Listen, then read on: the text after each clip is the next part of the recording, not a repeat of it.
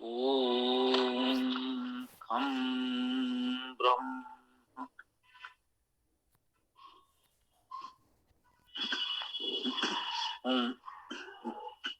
इस सरल वैदिक संस्कृत कक्षा में हम लोग संधि प्रकरण पर विचार कर रहे हैं। कल हम लोगों ने स्वर संधि का प्रकरण पूर्ण किया। आज हम लोग विसर्ग संधि पर विचार करेंगे।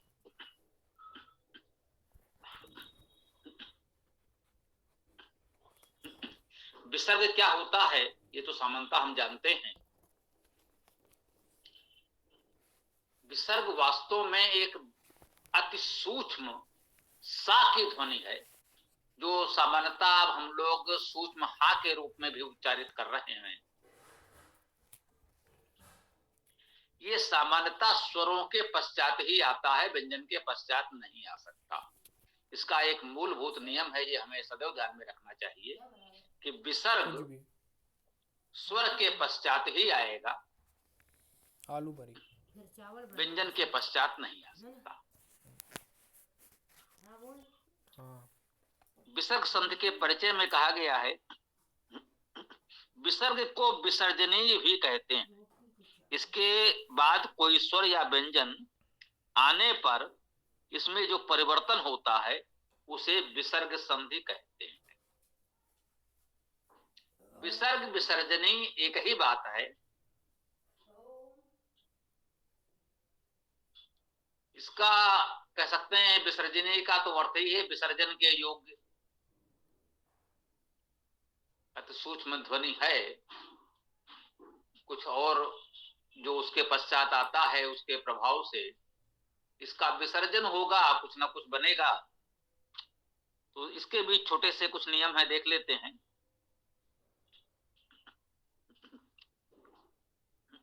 नियम एक, विसर्ग से पूर्व आ होने पर विसर्ग के स्थान पर सामान्यतः उ हो जाता है।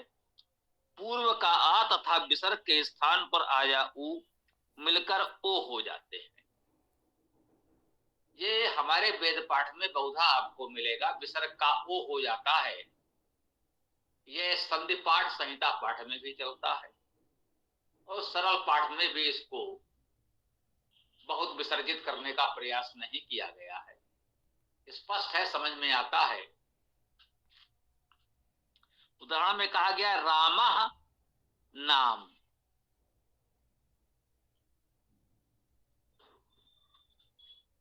ठीक, रामः में विसर्ग से पूर्व आ है, लघु आ।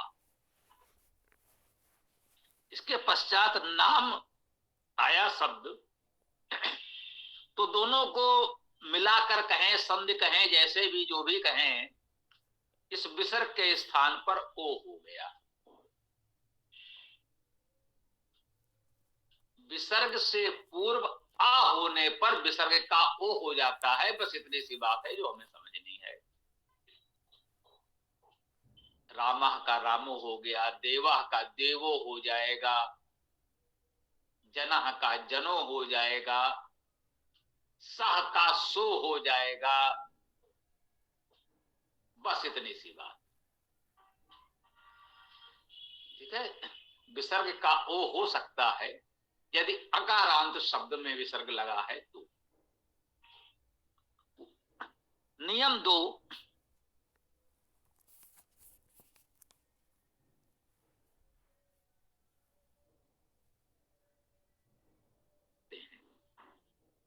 व्यवहारिक रूप से चाहे तो आप इसको यूं समझ लें कि विसर्ग का जब विसर्जन होगा तो उसके स्थान पर रा हो सकता है। देखिए, विसर्ग अति सूक्ष्म ध्वनि है। जैसा कि हमने कहा कि ये सामान्यता सा की ही ध्वनि है, जो अब हम लोग अभ्यास प्रचलन जो भी कह लें, सूक्ष्म हा के ध्वनि के रूप में उच्चारित करने लगे हैं। तो विसर्ग के स्थान पर या तो रा होता है या फिर सा। तीनों सा आप चाहें तो बोलचाल में सुविधा के लिए समझ लें। समानता, ऐसा लोग कहते हैं, ये वाला सा वो वाला सा। व्याकरण में तो हम यही कहेंगे, तालव्य, मूर्धन्य और दंत उच्चारण है, शा, सा और सा।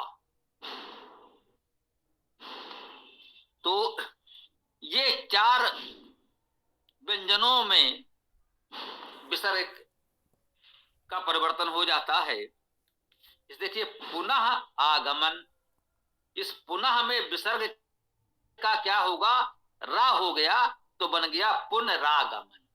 विसर्ग का रा हो गया और आ तो आगमन में था ही, तो रा, हाँ ये जो भी होंगे स्वाभाविक है, ये व्यंजन ही हो रहे हैं, हलन तो हो रहे हैं, इसमें कोई स्वर तो आ नहीं सकता, क्योंकि विसर्ग तो अपने आप में ही सूक्ष्म ध्वनि है, वो अस्वर तो है ही।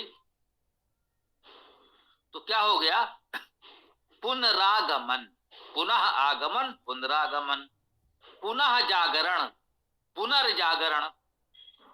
विसर्ग का रा हुआ, अब रा हलंत ही होगा, अस्वर होगा, तो ये आधा रा कह लें या स्वर रा कह लें, हलंत रा कह लें, तो पुनर्जागरण, इसको हम लोग ऊपर रेफ के रूप में लिखते हैं। कहा चित, है ना, कहा में चित जुड़ा तो क्या हो गया, कश्चित। अब देखिए, इसमें थोड़ा समझने की बात है, ध्यान देने की।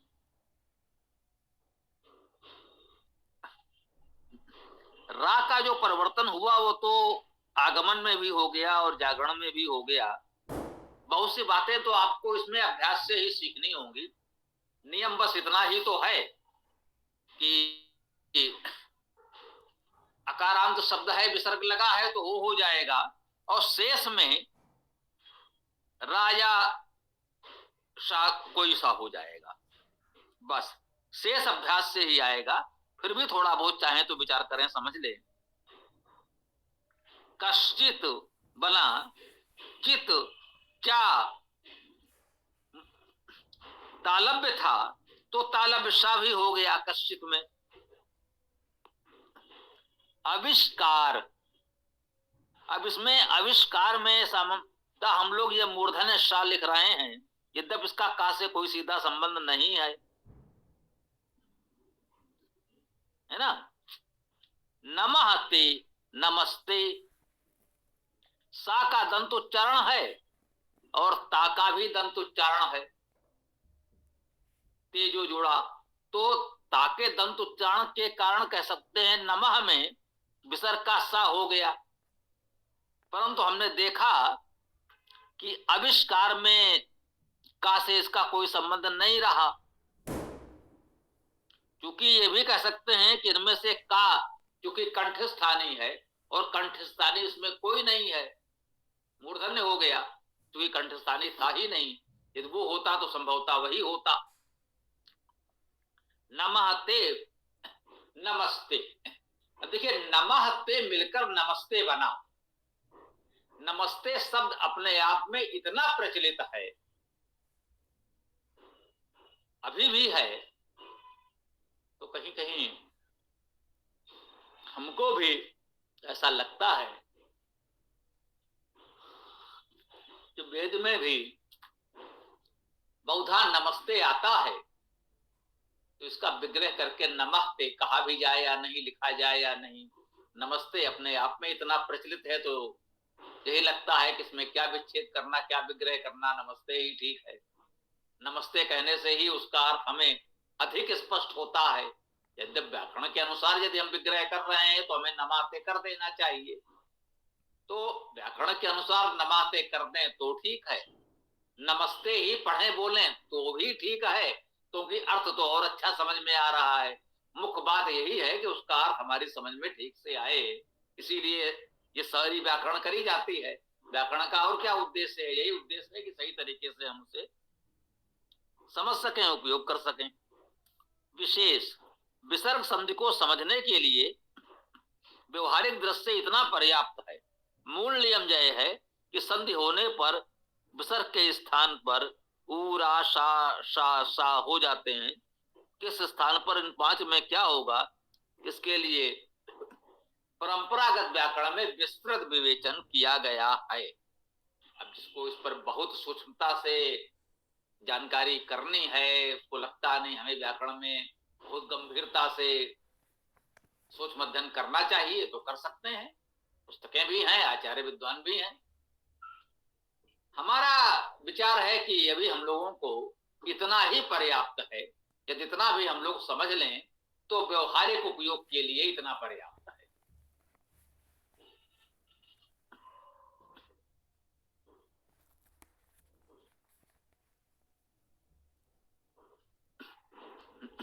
जो ऊ कहा गया वो तो स्पष्ट कर दिया गया कि अकारांत के पश्चात यदि विसर्ग है तो समझ लीजिए कि ओ हो जाएगा। अब इसको कहें वो आएगा, उस आ से जुड़कर ओ बन जाएगा, या विसर्ग उसके सहित ओ बन जाएगा, जो भी है ओ हो जाएगा। ये सहजता से समझ में आता है। और शेष शा सा सा जो भी आ रहे हैं या रा, इसको अभ्यास से ही सीख लें कि बहुत से शब्द हमारे प्रचलित हैं। पुनरागमन, पुनर्जागरण, कश्चित, जैसे हमने कहा, इस प्रकार से बहुत से शब्द अभी लोक व्यवहार में प्रचलित हैं। उसी से अनुमान करके हम विसर्ग संधि को बहुत ठीक से समझ सकते हैं। इससे अधिक व्याकरण की गहनता में जाना मुझे लगता है बहुत उपयोगी नहीं है।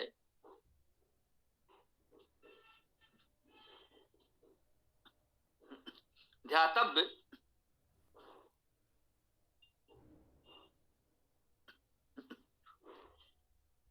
संस्कृत व्याकरण में प्रकृत भाव भी विकल्प रूप में सर्वत्र स्वीकार्य है।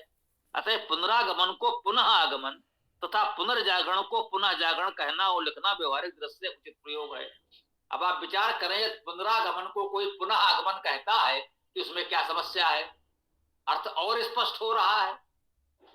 कोई चाहे तो पुनरागमन भी कह सकता है, अच्छा लगेगा, कोई आपत्ति नहीं है। हम कहते हैं पुनरागमन कहें, भाई पुनरागमन हुआ, पुनः आए आप, आपका पुनरागमन हुआ, अच्छा लगा, अच्छी बात है। और हम ये भी कह सकते हैं आपका पुनरागमन हुआ, हमें प्रसन्नता हुई, तो इसमें कोई समस्या नहीं है। चाहे हम भाषा में बोल रहे हों या पूरी तरह संस्कृत वाक्य का प्रयोग कर रहे हों, तो जहां पर तो कोई ऐसी समस्या नहीं होनी चाहिए, ठीक है ना। आविष्कार तथा नमस्ते जैसे शब्दों को एक शब्द के रूप में सीखा और अपनाया जा सकता है। अब आविष्कार नमस्ते इतना प्रचलित है कि अब उसको यदि हम विग्रह करके बोलेंगे, लिखेंगे, तो हो सकता है उतना ठीक ना लगे। तो अच्छा है, इसको जैसा प्रचलन में है उसका अर्थ भाव समझ लेते हैं। बोलने, समझने, लिखने में बहुत कठिन भी नहीं है, तो हम अपना सकते हैं। हम ये कह रहे हैं व्यवहारिक बनना है, व्यवहारिक तरीके जो उचित हो वो करना है ना। आविष्कार तथा नमस्ते जैसे शब्दों को एक शब्द के रूप में सीखा और अपनाया जा सकता है। यदि दुख की तरह आविष्कार को अभिकार लिख दिया जाए तो भी अनुचित नहीं कहा जाना चाहिए। अर्थ तो वही है और समझ में आ भी रहा है। देखिए, जैसे दुख में प्रकृत भाव है, दुख में विसर्ग ही है, विसर्ग के स्थान पर कुछ और नहीं हुआ। मान लीजिए विसर्ग के स्थान पर कहते भाई रा करो, दुर्क हो जाता, दुष्क हो जाता, न रा हुआ न शा हुआ, कुछ नहीं हुआ, विसर्ग लगा है, दुख, ये भी ठीक है। इसे आप प्रकृत भाव कह लीजिए, विसर्ग था और विसर्ग है। तो जब हम दुख इस तरह लिखते बोलते हैं तो अभिकार भी, अभिकार लिख सकते हैं, बोल सकते हैं, अर्थ वही होगा, कोई समस्या नहीं है। फिर भी आविष्कार प्रचलित है, बहुप्रचलित है, तो उसका प्रयोग उस रूप में किया जाए, करना चाहिए, कर रहे हैं, हम सभी कर रहे हैं, ठीक है ना। जैसे दुख में प्रकृत भाव है, उसी तरह विसर्ग संधि में अन्यत्र भी प्रकृत भाव हो सकता है। निष्कर्ष ये निकला कि विसर्ग संधि में एक बात महत्वपूर्ण है कि हम सर्वत्र प्रकृत भाव रख सकते हैं, कोई समस्या नहीं। ऐसे शब्द कठिनता से मिलेंगे जहां विसर्ग को विसर्ग के रूप में लिखना या बोलना कोई समस्या उत्पन्न करे, कोई कठिनाई हो, उसके अर्थ या किसी भी रूप में कुछ अटपटा लगे, ऐसा नहीं होगा। हो सकता है अपवाद स्वरूप कोई शब्द ऐसा हो कि लगे नहीं भाई, यहाँ तो नहीं ठीक है, जो संधि के नियम से रा आदि आ जाएगा वही ठीक है, तो ठीक है। यही तो हम कह रहे हैं कि बहुत जड़ हम नहीं है कि बस हमें ऐसा ही करना है, व्यवहारिक दृष्टि से जो उचित लगे वो करना है। एक निवेदन यही है कि जो हमारा अपना अनुभव कहता है, विसर्ग में कोई संदेह ना करें। यदि हमको अपना प्रयोग करना हो, सर्वत्र प्रकृत भाव रखें, विसर्ग को विसर्ग के रूप में ही लिखें बोलें, तो कोई समस्या नहीं है, ठीक है, अच्छा रहेगा।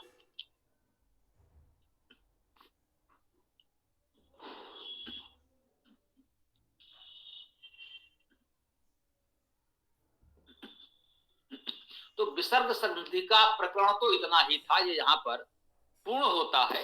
इसके पश्चात व्यंजन संधि है।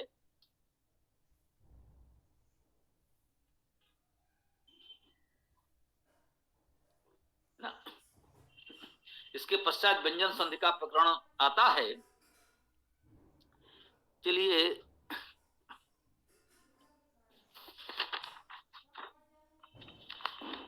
तो व्यंजन संधि में कुछ ही नियम इसमें भी हैं। व्यंजन के बाद स्वर आने पर व्यंजन का उस स्वर की मात्रा लग जाती है, स्वाभाविक है। यदि किसी शब्द के अंत में व्यंजन है, अर्थात वो व्यंजनांत है, अस्वर है, हलंत है, उसके पश्चात कोई स्वर आ गया तो स्वर की मात्रा लग जाएगी। सत, ईस, सतीश, कोई समस्या नहीं है, ये तो स्वाभाविक रूप से।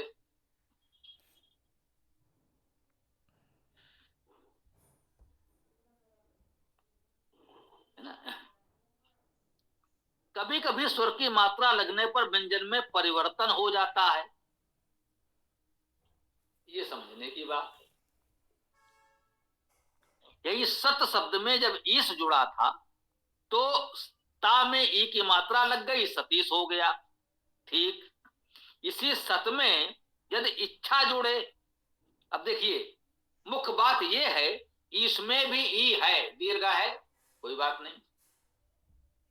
इच्छा में भी ई ही है, ई ही जुड़ना है। इसमें पूर्व ई है, इच्छा में भी पूर्व ई है।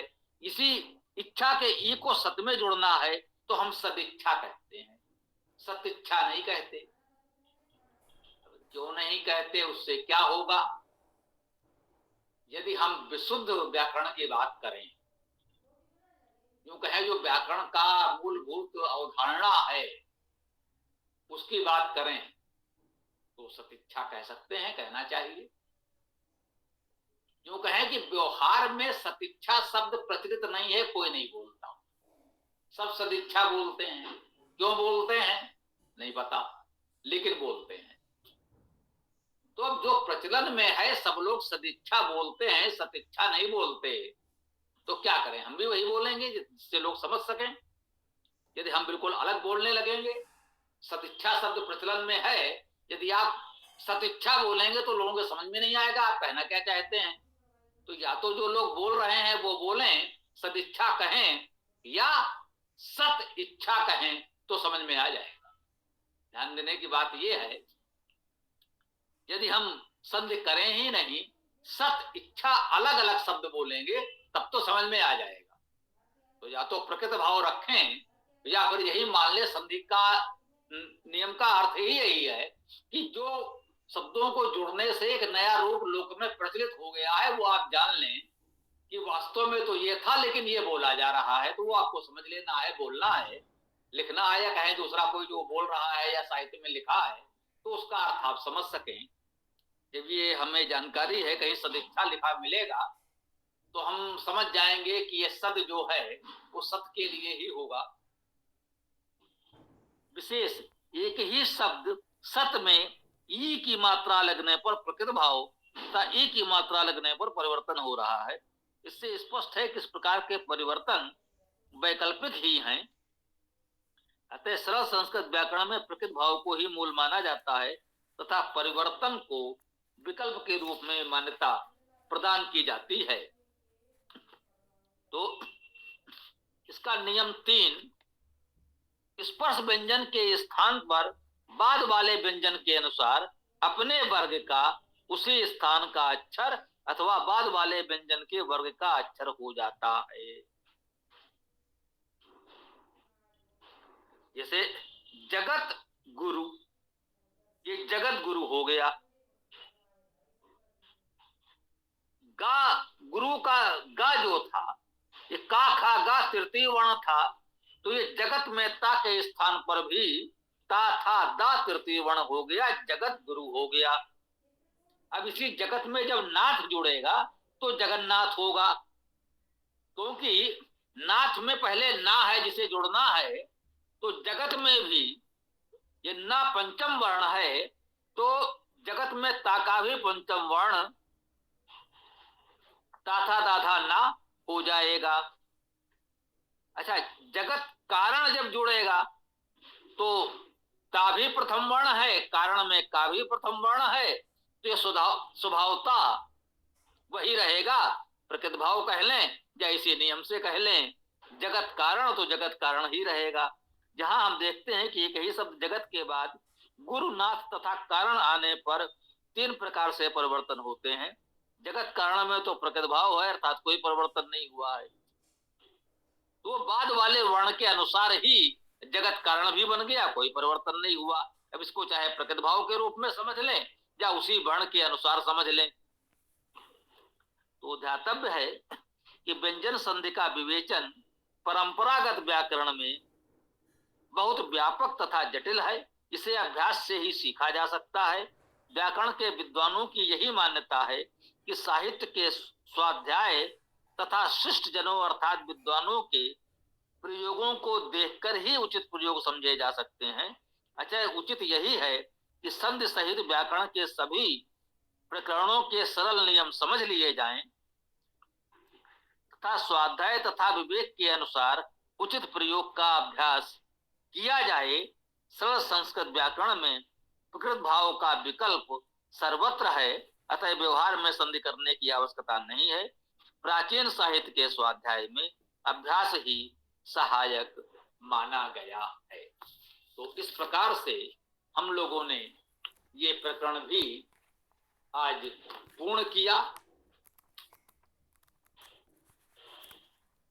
अब आप लोग कुछ कहना चाहें तो कह सकते हैं।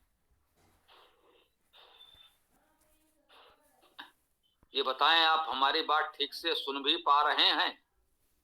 क्योंकि यहाँ तो कुछ और भी ध्वनियां आ रही हैं। सुन पा रहे हैं स्वामी जी।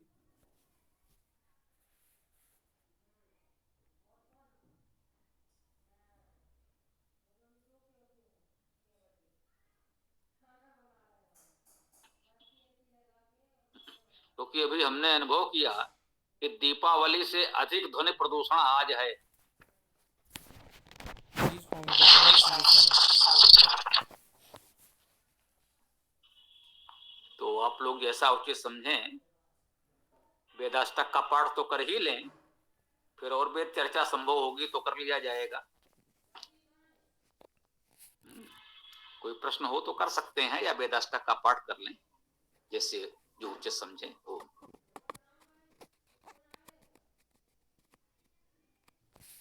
स्वामी जी, देवाह एन सात, देवाह प्लस एन सात करेंगे तो क्या बनेगा?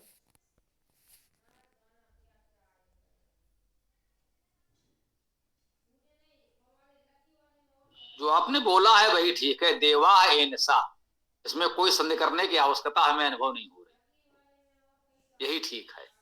और यदि किसी ने किया होगा तो देवा के विसर्ग को रा करेगा, सा करेगा और क्या करेगा। यदि देवा में दीर्घ है तो, दीर्घ आ है तो, लघुवा है तो देवो ही होगा और कुछ इसमें होने से रहा।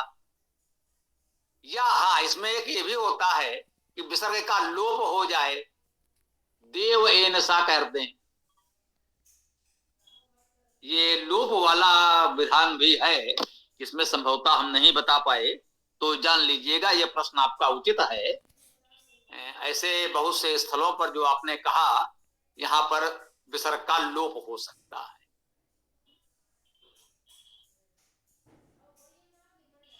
कि ये इसके पश्चात जो ये संयुक्त स्वर आते हैं, दीर्घ स्वर विशेष रूप से संयुक्त स्वरों में, तो वो लोप अधिक होता है, ऐसा देखा गया है, उसमें लोप होने का नियम लग जाता है। फिर भी देवा है इंसा बोलने में तो कोई समस्या आएगी नहीं। धन्यवाद स्वामी जी।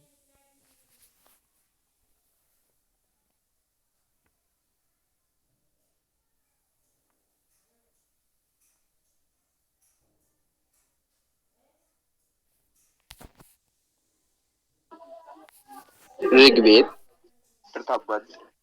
ओम अग्निम ईडे पुरोहितम यज्ञस्तदेवमृतबीजं होतारं रत्नधातवम्।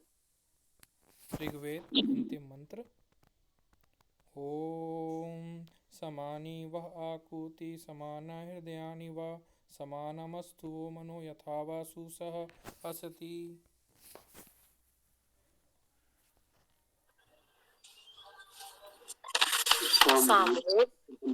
प्रथम मंत्र।